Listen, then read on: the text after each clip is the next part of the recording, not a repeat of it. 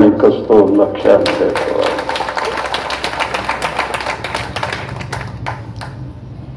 साडेतीन चार महिने झाले आपण प्रचार करतोय.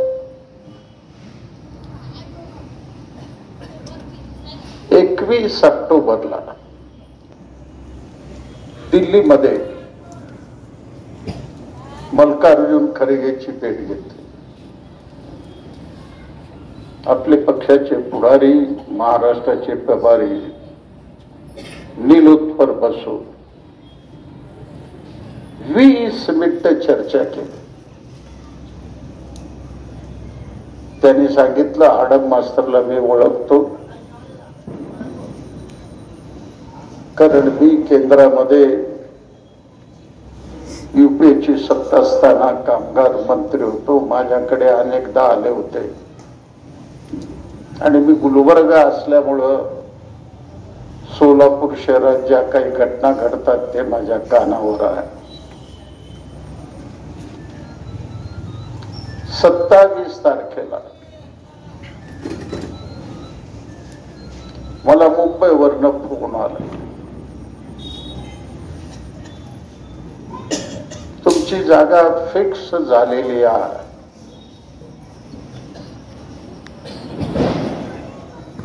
मला मुंबईवरनं दुसरं फोन आलं, आडम मास्तर तुम्ही आता फटाकड्या उडवा. मी त्यांना सांगितलं, जोपर्यंत पक्षाचा आदेश येत नाही तोपर्यंत मी अशा पद्धतीचं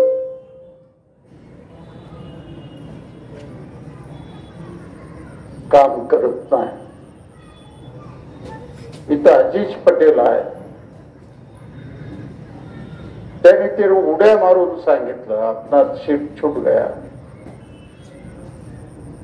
परंतु खासदार प्रणिती शिंदे 27 तारखेला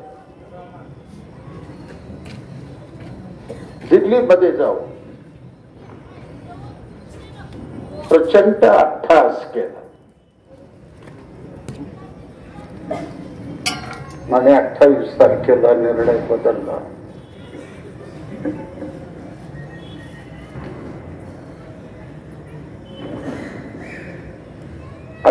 ला निर्णय बदलला. मी त्यांना विचारणार आहे,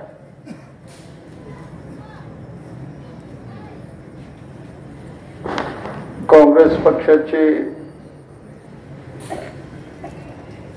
शहराचे अध्यक्ष चेतन नरोटे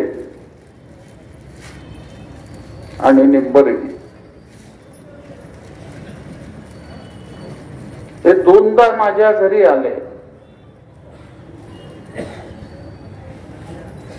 शिंदे साहेबांनी तुमच्या करता लाखो रुपये पाठवलेले आहेत,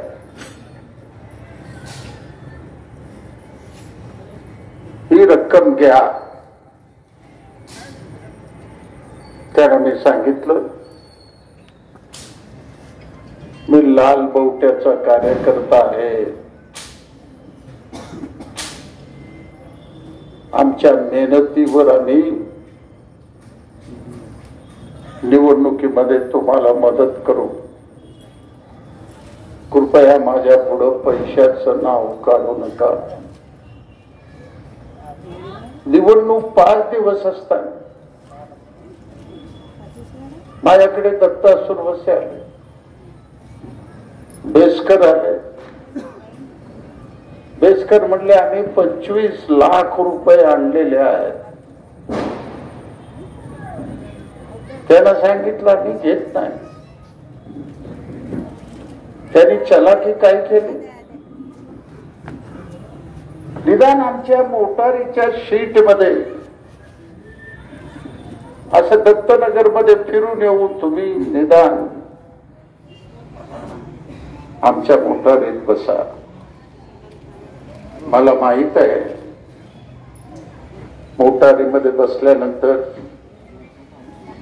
त्या ठिकाणी नोटाच्या बंडल काढणार आणि मोबाईल मध्ये शूटिंग करून आम्हाला बदनाम करणार. म्हणून आम्ही बसलो नाही. आमचे शेकडो कार्यकर्ते उन्हात तानामध्ये फिरत होते, घराघरापर्यंत जात होते. आज जे रेनगर 30,000 घर या सोलापूर शहरात निर्माण होत आहेत. ही स्कीम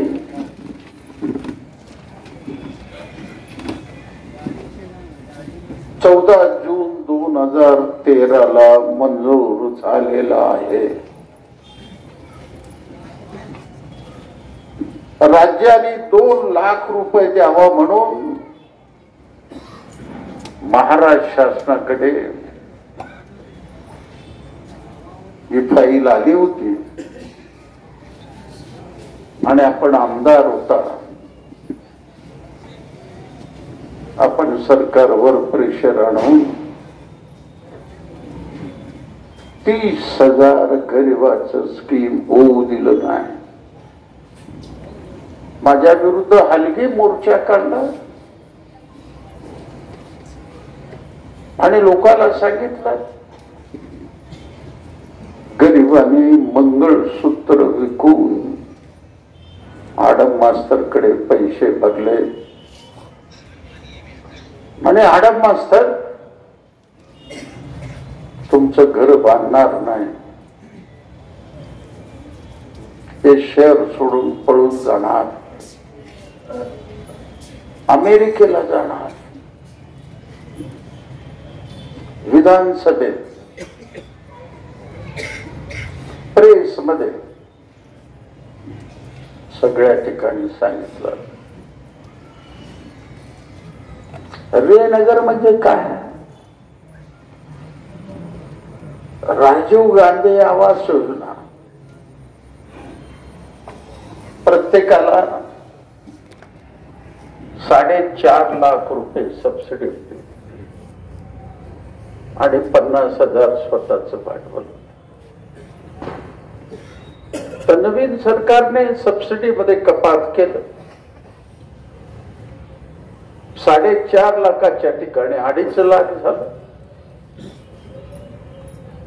600 कोटी रुपये बँकेमधून आम्हाला कर्ज आणावं लागलं. प्रत्येक महिलेच्या डोक्यावर 2,10,000 रुपयाचं कर्ज आहे.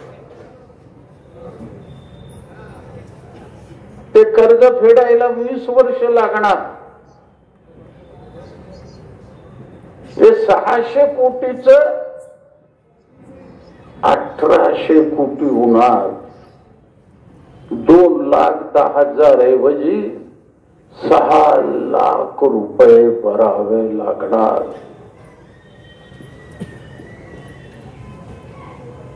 याला जबाबदार कोण? याला जबाबदार खासदार प्रणिती शिंदे. घराघरामध्ये लोकसभेला आम्ही हे सगळं विष, जसं परमेश्वर शंकरांनी विष प्राशन केलं तसं लोकसभेला आम्ही प्राशन केलं. आणि जवळजवळ या मतदारसंघामध्ये 50,000 मत CPM ने तुम्हाला मिळवून दिलं. रेनगरची सभा घ्या सांगता, गोदूताईची सभा घ्या म्हणून सांगता. या 15 वर्षात काय केलात तुम्ही? मी परवा जुन्या गरडी चाळीत गेलो. 488 घर आहेत. 1.25 वर्ष झालेलं आहे. कधी ते इमारत पडेल, तिथं राहणारे गरीब माणसं कधी त्या मातीच्या ढिगाऱ्याखाली सापडतील पत्ता नाही. तुम्ही 11 वर्षापूर्वी कुदळ मारलात, काही झालं नाही. नरसिंगगिरजीचं 312 घराचं निर्णय मी करायला लावलं. त्या लोकांनी 1,43,00,000 रुपये भरले. आज 15 वर्ष झालेले स्टॅम्प ड्युटीचा निर्णय होत नाही. रामलाल चाळचाही प्रकार तसंच आहे. आमच्या बीडी कामगार किमान वेतनाची अंमलबजावणी नाही. यांना 1,000 रुपये पेन्शन मिळतं. कोश्यारी कमिटीचा रिपोर्ट आला, 10 वर्ष झालेले आहे, काही केलं. यंत्रमाग कामगाराचं महामंडळ स्थापन करणार, काहीच केलं नाही. सोलापुरातील झोपडपट्टीवाले म्हणतात की आम्हाला किमान 5 लाख रुपये सबसिडी मिळायला पाहिजे, पाणी मिळायला पाहिजे आम्हाला 4 दिवसाला 5 दिवसाला. मग मी आमदार नाही, खासदार नाही, मग रे नगरला आडम मास्तर 24 तास पाणी कसं मिळवून दिले.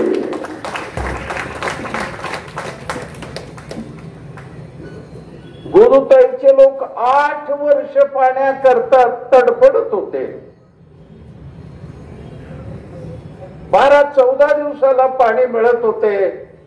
आज गोदूताईचे लोक मला म्हणतात, मास्तर पाणी आम्हाला असं मिळत आहे, गंगेपेक्षाही पाणी स्वच्छ आहे आम्हाला. अशी पाणी 2 दिवसाला एकदा मिळतं.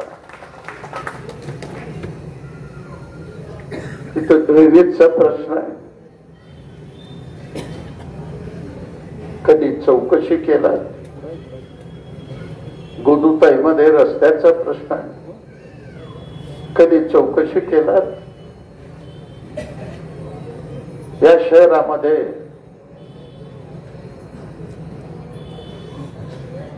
किती मोठी बेकारी आहे, प्रचंड बेकारी आहे. आडम मास्तर आमदार झाला, मी या सभेत जाहीर करू लागलेला आहे, 10,000 युवकांना सरकारची रक्कम जवळजवळ 1,000 कोटी रुपये तुम्हाला आणून तुमच्या घरात दिल्याशिवाय राहणार. आणि रे नगर मध्ये 2,000 तरुणाला काम मिळेल, लक्षात ठेवा.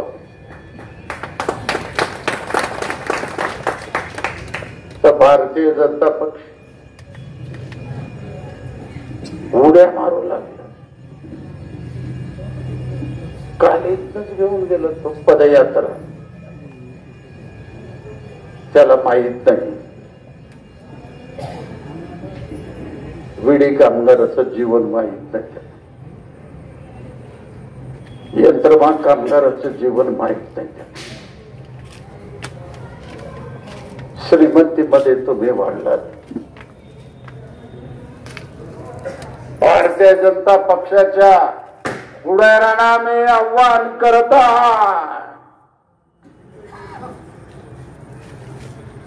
देशाचे पंतप्रधान नरेंद्र मोदी सोलापूरला आले आणि त्यांच्या पुढे मी 2 मागण्या ठेवल्या. काय सांगितलं मोदी साहेबांना? साहेब, हे 30,000 माणसं गरीब आहेत, 5-6 हजार रुपये त्यांचा पगार नाही. 20 वर्ष कर्ज फेडावं लागणार आहे. 2 लाखाला 6 लाख होणार आहे. सोलापूर हे मार्शलाचं शहर आहे. सोलापूर हे हुतात्म्याचं शहर आहे. तुम्ही काही करा, आता जाहीर करा की 600 कोटी रुपये सबसिडी मी वाढवून देणार, असं पंतप्रधानापुढं छाती टोक मी सांगितलं. कोणाची हिंमत झाली नाही. पंतप्रधानाला दुसरी मागणी केली. पंतप्रधानाला म्हणलं, या देशामध्ये 75 लाख असंघटित कामगार आहेत. कोश्यारी कमिटीचा रिपोर्ट आलेला आहे.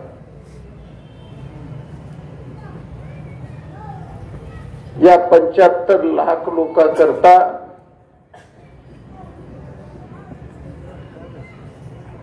$350 लाख कोटी रुपये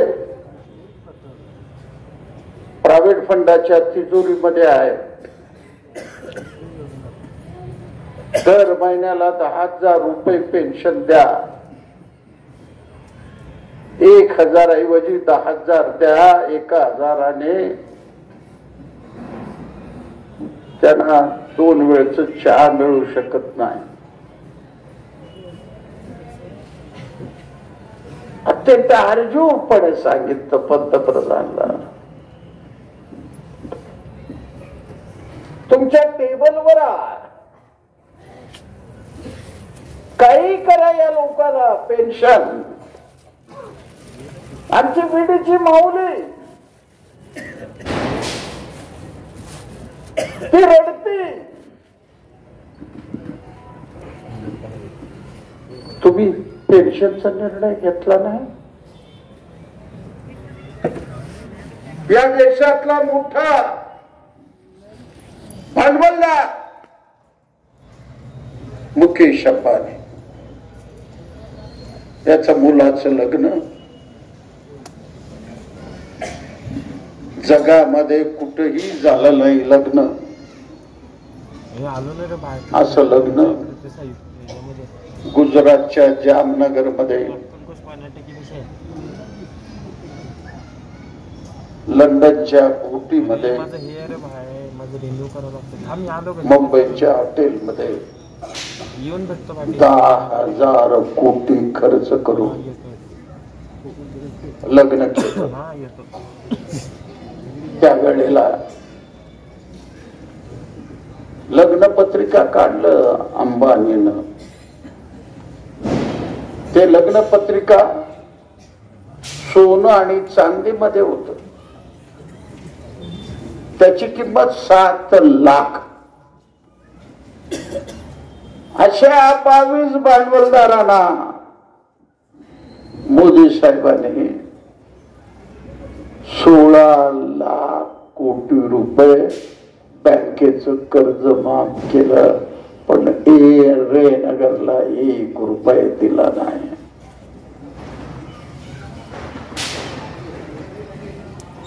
आणि तुम्ही मत मागायलेत आमच्याकडे. याद राखा, आमची लढत भारतीय जनता पक्षाबरोबर आहे. आणि आमचा हा समोर बसलेला 72 कामगार तुम्हाला मातीत घातल्याशिवाय स्वस्थ बसणार नाही.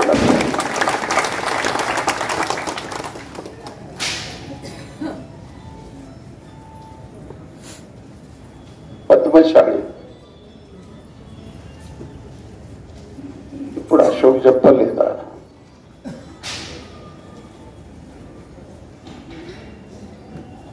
ఆడ మస్తక్ आमदार अయింది केली 17,500 बिडी कामगार को पिवळा कार्ड దొరికింది. ఇప్పుడు దొరికి 20 वर्ष 20 वर्ष